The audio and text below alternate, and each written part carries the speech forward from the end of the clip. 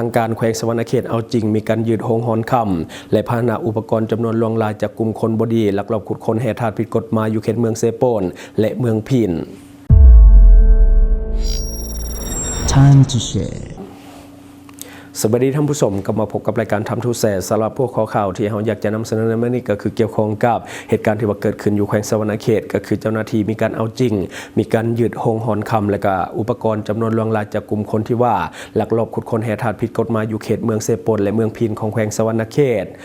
ตามการรายงานข่าวของแฟนเพจสวรรค์สันติภาพข่าวให้ฮู้ว่าท่านบุญโจมอุบลประเสริฐประธานแขวงสวรรณเขตสั่งเจ้าหน้าที่เฉพาะกิจลงยึดพาหนะและอุปกรณ์จากกลุ่มคนบดีที่ว่ามีการลักลอบขุดค้นแห่คำตกคอนอยู่เขตเมืองเซโปนและเมืองพินของแขวงสวรรณเขตในวันที่24พฤษภาคม2026ที่ผ่านมานี้ท่านบุญโจมอุบลประเสริฐกรรมการศูนย์กลางภาคเลขาภาคแขวงประธานสภาประชาชนแขวงสวรรณเขตพร้อมด้วยคณะทานประธานและก็ห้องประธานคณะกรรมการปกครองแขวงคณะกรรมการ956ทับคปคคณะนำของเมืองและก็เจ้าหน้าที่ที่เกี่ยวข้องตามขั้นต่างๆได้ลงเคลื่อนไหวติดตามกฎกาเบิ่งพาหนะและก็อุปกรณ์เครื่องมือต่างๆที่เจ้าหน้าที่สามารถยึดมาได้จากกลุ่มคนบดีที่ว่ามีการลักลอบขุดค้นแห่คำตกคอนแบบผิดกฎหมายตามลำน้ำเซและก็หวยน้ำต่างๆในเขตเมืองพินและเมืองเซโปนของแขวงสวรรณเขต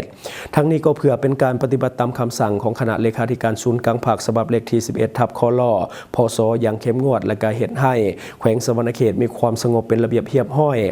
อิงตามบทรายงานของคณะกรรมการปกครองแขวงให้ฮู้ว่าสำหรับอุปกรณ์ที่ได้จากการลงกฎกาและมังคดีอยู่บรรดาจุดเป้าหมายในเขตเมืองเซโปนและก็เมืองพินนั่นเจ้าหน้าที่วิชาเฉพาะสามารถยึดเครื่องของกลางได้ในคดีที่นำใส่เขาในการกระทำความผิดได้เป็นจำนวนลวงลายซึ่งประกอบมีรถจกหรือว่ารถขุดดินทั้งหมดเป็น13คันรถบรรทุก10ล้อจำนวน1คันรถกระบะ4ประตูจำนวน3คันรถจักร1คันเรือบักและเรือดูดทรายขนาดใหญ่1ลำขนาดน้อย1ลำและแบบประดิษฐ์เองอีก10ลำ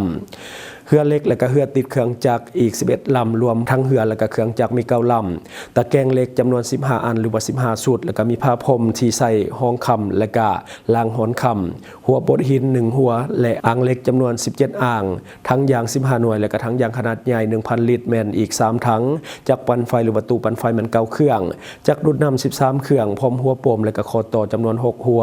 เครื่องจักรซาตินหรือว่าเครื่องจักร4สูบจักรพาวเวอร์ไดสตาร์ทไดซากกองอากาศและกระถอนำยางหรือว่าสายนำอีก3ก้อ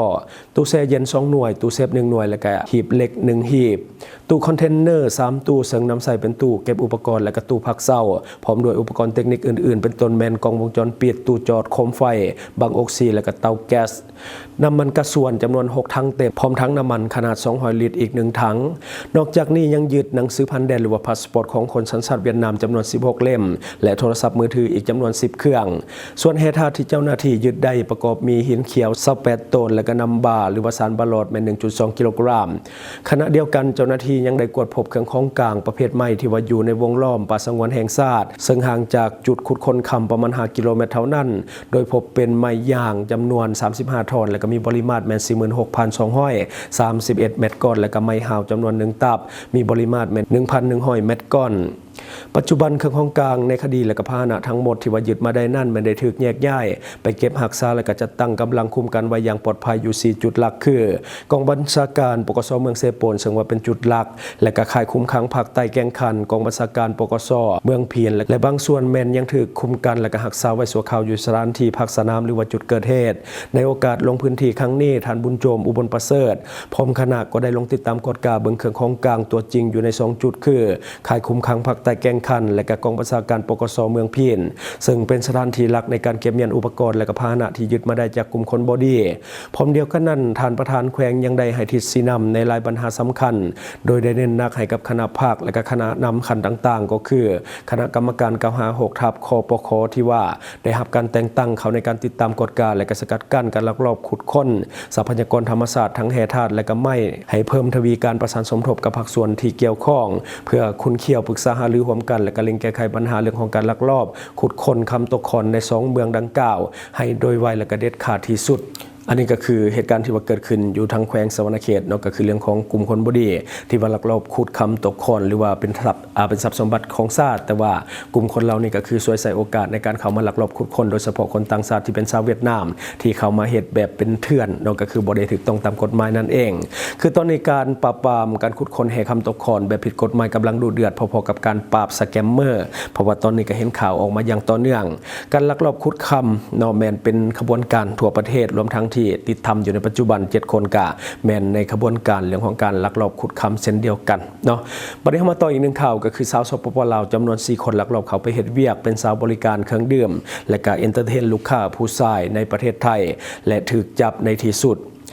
มีการรายงานข่าวจากประเทศไทยให้รู้ว่าในวันที่24พฤษภาคม2026ที่ผ่านมานี่เจ้าหน้าที่ตำรวจของไทยได้ร่วมกันออกกวดการ้านคาราโอเกะและสถานบันเทิงแห่งอื่นๆในขอบเขตของอำเภอด่านซ้ายหลังจากได้รับทราบข้อมูลว่ามีหญิงสาวจากสปปลาวมักลักลอบเข้ามาเฮ็ดเวียกเป็นสาวนั่งดื่มและก็บริการลูกค้าภายในห้างโดยได้มอบหมายให้กับหัวหน้าศูนย์ปฏิบัติการข่าวกองร้อยตชด247พร้อมด้วยเจ้าหน้าที่ตมและก็หน่วยงานที่เกี่ยวข้องในพื้นที่เข้ากวดกากวดสอบในครั้งนี้จากการตรวจสอบพบว่ามีร้านอาหารโคกงามคาราโอเกะตั้งอยู่ตำบลโคกงามอำเภอด่านซ้ายกำลังเปิดให้บริการลูกค้าอยู่เจ้าหน้าที่จึงได้เข้าไปกวดค้นและก็พบเห็นนางสาวกุ้งนางอายุ39ปีที่มีภูมิลำเนาอยู่ตำบลบ่อโพ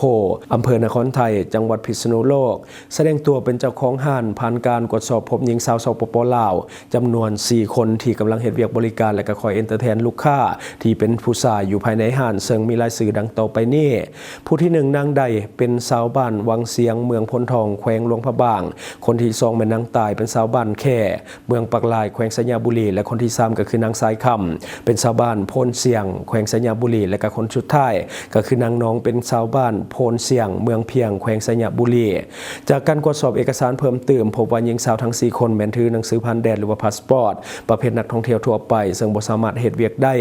เจ้าหน้าที่จึงได้ควบคุมตัวทั้ง4คนพร้อมกับเจ้าของห้างส่งให้พนักงานสอบสวนสถานีตำรวจภูธรโคกงามเพื่อดำเนินคดีตามขั้นตอนของกฎหมายของไทยต่อไปเนาะอันนี้ก็คือเรื่องราวที่เกิดขึ้นอยู่พันบ้านของเฮาที่จริงกะยังมีอีกหลายที่ดอกสำหรับชาวลาวที่ลักลอบไปขายบริการตามสถานบันเทิงในไทยโดยเฉพาะในพื้นที่จังหวัดตามแนวชายแดนระหว่างลาวและไทยก็จะมีหลายแน่สถานที่ที่มักพบหลายที่สุดก็จะเป็นพวกห้างบันเทิงห้างนวดโรงแรมและก็ตาม walking street ต่างๆเนาะที่จริงมันก็เป็นสิ่งที่บ่ถูกต้องและก็สร้างภาพลักษณ์ที่บ่ดีให้กับประเทศของเฮาแต่ทั้งนี้ทั้งนั้นมันก็แล้วแต่บุคคลแล้วแต่ความสมัครใจของบุคคลต่างคนต่างมีเหตุแล้วก็มีผลแล้วก็มีความจำเป็นแตกต่างกันไปเนาะอันนี้ก็ว่ากันบ่ได้แต่ก็ต้องยอมรับถ้าว่ามันเกิดอย่างขึ้นตัวอย่างเจ้าหน้าที่ตำรวจของไทยเขาไปจับกลุ่มแบบนี้ก็ต้องได้ทำใจเนาะอันนี้คือสิ่งที่เฮาเก็บมาเล่าสู่ฟังหวังว่าท่านจะได้รับสาระดีๆสำหรับท่านที่ว่าเบิ่งรายการเฮาอยู่คิดเห็นจะได้กับสิ่งที่มานำเสนอไปก็อย่าลืมฝากไว้ภายใต้คอมเมนต์ของเฮาและข้าพเจ้าจะเข้าไปอ่านด้วยตนเองขอขอบใจช่องทางที่คุณสามารถรับชมข่าวสารจาก Time to Share Studio Fanpage Time to Share Laos YouTube Time to Share TikTok Time to Share Laos Facebook สิงห์ดาราสายลินอยู่เมืองลาวใช้แต่เงินกีบลาวและส่งเสริมผลิตภัณฑ์ภายในเพื่อลดพรการนำเข้าสินค้าและแก้ปัญหาเงินตา Subscribe for more video.